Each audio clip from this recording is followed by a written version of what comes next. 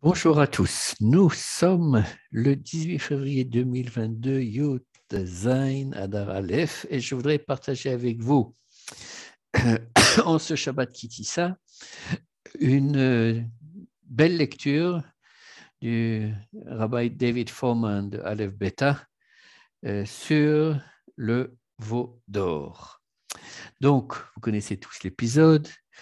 Moshe est en haut de la montagne, c'est le 40e jour de son séjour en haut de la montagne, il est en train de recevoir la Torah, et comme il est un petit peu en retard, d'après le calcul des Bnei Israël qui sont en bas, ils sont inquiets et ils font construire un veau d'or devant lequel ils se prosternent. Et donc, alors que Moshe est en high, si on puisse s'exprimer ainsi, Dieu lui dit, descends, ton peuple s'est corrompu, etc., etc. Et il lui raconte tout ce qui est en train de se passer.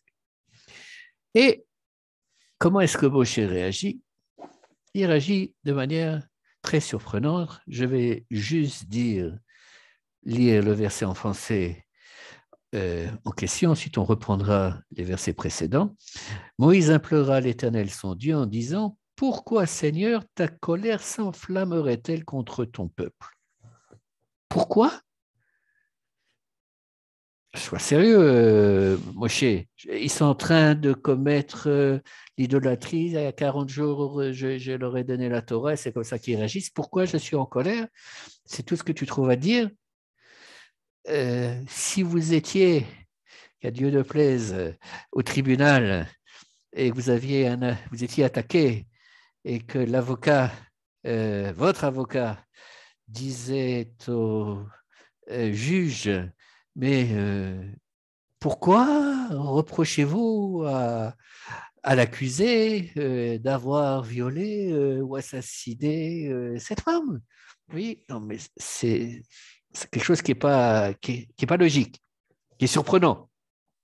Et alors, pour répondre à cette question, le Rav Foreman nous ramène au début de l'épisode et ce qui est le verset 7 du chapitre 32 que je vais lire en français.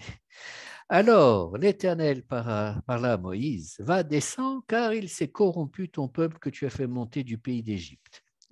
En hébreu, ça nous donne, Vaidaber Hashem el Moshe, l'air red, ki shichet amcha asher eleta meretz Mitzrayim. Là, le Rav Foreman nous fait remarquer qu'il y a un verbe clé qui est le mot shichet.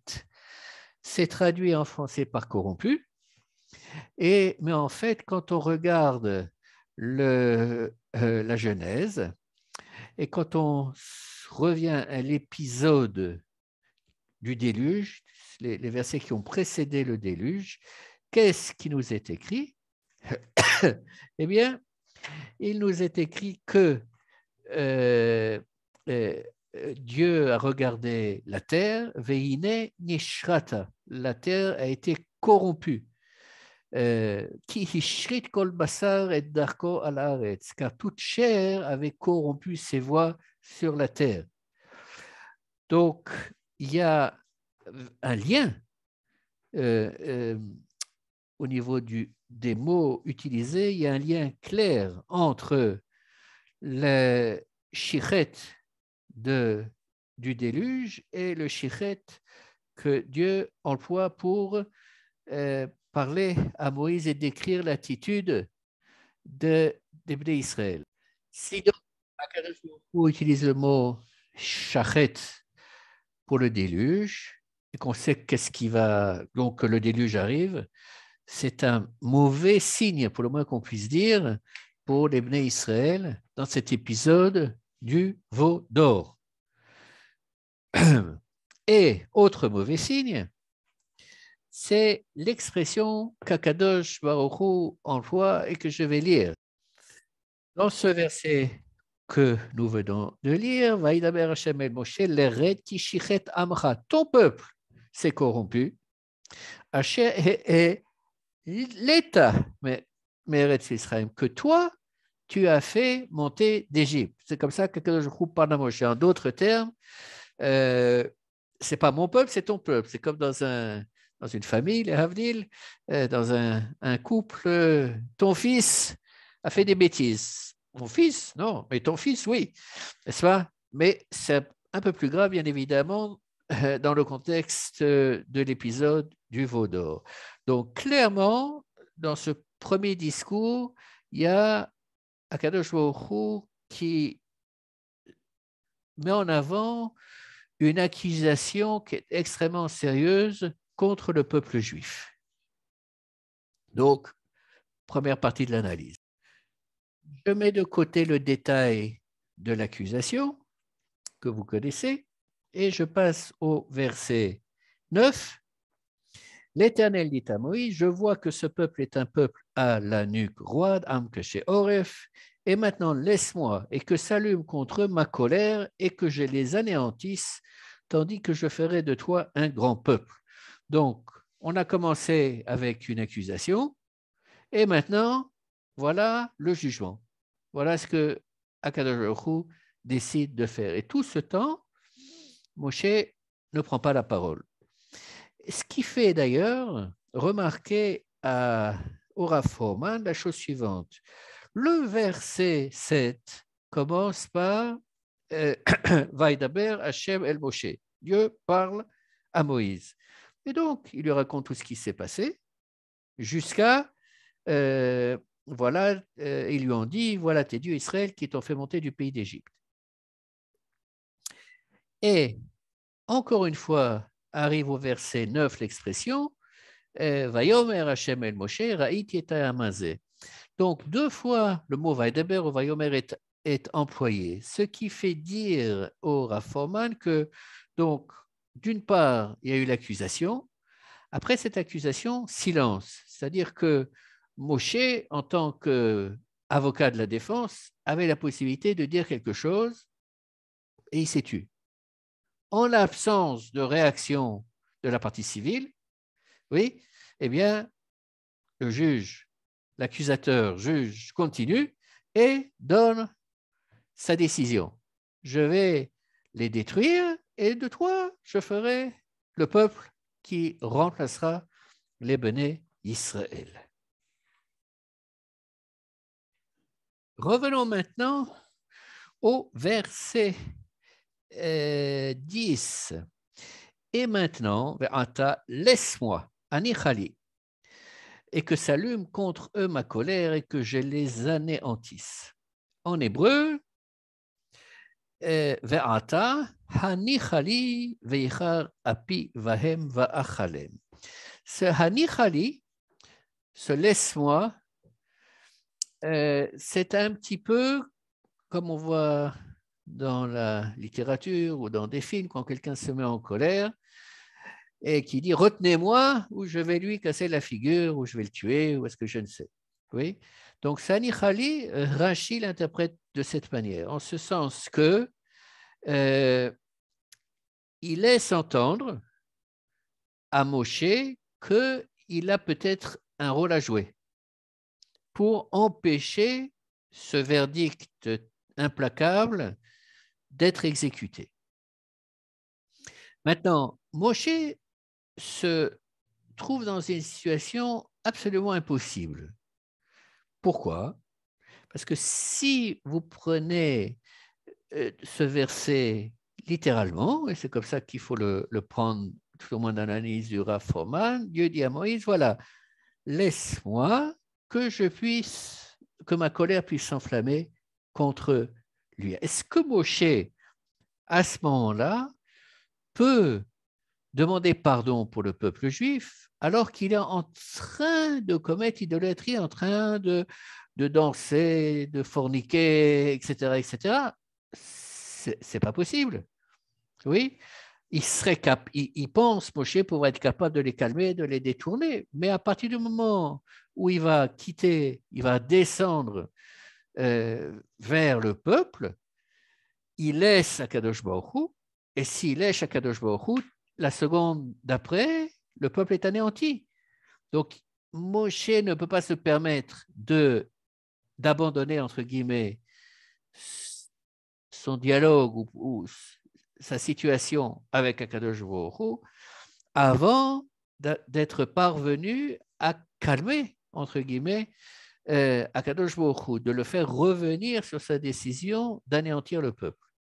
Donc, il doit rester et il doit trouver un moyen. Et ce moyen, très curieusement, et ça c'est uniquement en hébreu qu'on peut l'identifier, c'est justement quand Moshe commence à parler, Moshe implora l'Éternel son Dieu, Vayechal Moshe et pene Hashem Elokav, Vayomer Lama Hashem yechere apecha be'amecha. Donc c'est à deux niveaux là. Le pourquoi, c'est traduit par pourquoi en français à juste titre, mais en hébreu il y a deux mots pour dire pourquoi. Le premier mot c'est Madoua et le second c'est Lama. Dans l'épisode du buisson ardent, quand Moshe va voir ce buisson qui est en train de brûler et qui ne se consume pas, qu'est-ce que la Torah nous dit? Que Moshe regarde et il se dit Madoua lo yivar asne. Oui, pour quelle raison? Pourquoi est-ce que le buisson ne se consume pas? Et ce pourquoi-là, c'est une raison de cause. Comprendre la raison scientifique ou les explications qui font que ce buisson ne se consomme pas. Lama, c'est différent. Lama peut se décomposer en hébreu en lema. Vers quoi? En français, pour, on coupe le mot, quoi? Qu'est-ce que tu vas obtenir? Qu'est-ce qui va être le résultat? C'est tourné vers le futur, n'est-ce pas? Alors, c'est comme si Moshe disait à Kadosh Baruch Hu, je comprends pourquoi tu es en colère. Oui, Madoua. Mais si effectivement tu continues dans cette direction et tu ne maîtrises pas ta colère et non seulement la maîtrises pas mais l'éteignes, où est-ce que cela va te mener? D'autant que, et ça c'est dans le passouk de Moshe, qui dit, une seconde,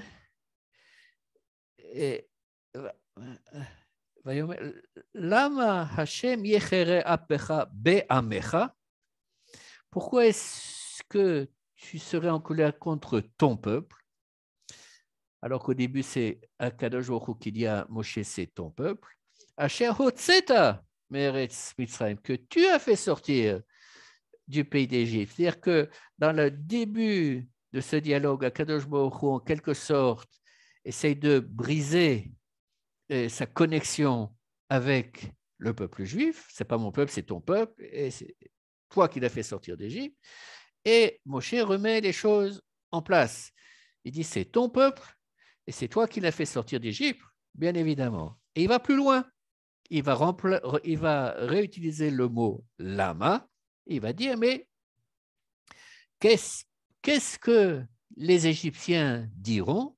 Oui, lama yomo mitzrayim les morts, bera otseam. Si effectivement tu accomplis ton plan, que vont dire les Égyptiens? Ils vont dire que tu n'étais pas assez puissant peut-être tu as pu les faire sortir d'Égypte, mais tu n'as pas été capable de leur faire traverser le désert. Ça, c'est au niveau des ennemis d'Israël, Mitzrayim. Mais, en quelque sorte, je peux m'exprimer ainsi, il enfonce le clou Moshe, et il dit, ce n'est pas uniquement par rapport aux ennemis. Il dit, Zechor l'Avram, l'Yitzhak ou l'Israël avadecha. Rappelle-toi de Abraham, d'Israël et de Jacob et de la promesse que tu leur as fait et à Abraham et à Yitzhak et à Jacob qu'ils auront non seulement une descendance, une multitude comme le sable les grains de sable et les étoiles, mais qu'ils vont hériter de la terre d'Israël. Oui. Et si comment dirais-je, tu les détruis, c'est quand même pas moi et avec Gershom et Eliezer et mes deux enfants, c'est ça la descendance nombreuse que tu as promis à Abraham, Isaac et Jacob? Non. Et cette merveilleuse défense de Moshe, qui au début paraît surprenante quand on regarde le pourquoi, est celle qui permet de faire en quelque sorte Akadosh Baruch Hu revenir sur sa décision, en quelque sorte, parce qu'il a laissé entendre par le Anichali qu'il y avait, c'était pas encore totalement fermé, il y avait encore une porte. Mais c'était une situation, dit le Rav Forman, où Moshe a joué la carte Akadosh Baruch Hu contre la carte Akadosh Baruch Hu. C'est-à-dire, toi qui as voulu faire tous ces plaies d'Égypte, non pas seulement uniquement pour les Bnei Israël, mais c'est répété plein de fois dans les parachutes de l'Exode, pour que les Égyptiens sachent que tu es Dieu, oui, le créateur du monde, etc. Donc c'est et au niveau des Égyptiens, ton image, n'est-ce pas, en tant que créateur du monde, et par ailleurs, toi, tu as juré, tu as promis, tu ne peux pas, Dieu, créateur du monde, manquer à ta promesse. C'est absolument impossible. Et donc, Moshe, Baruch Hashem, parvient à,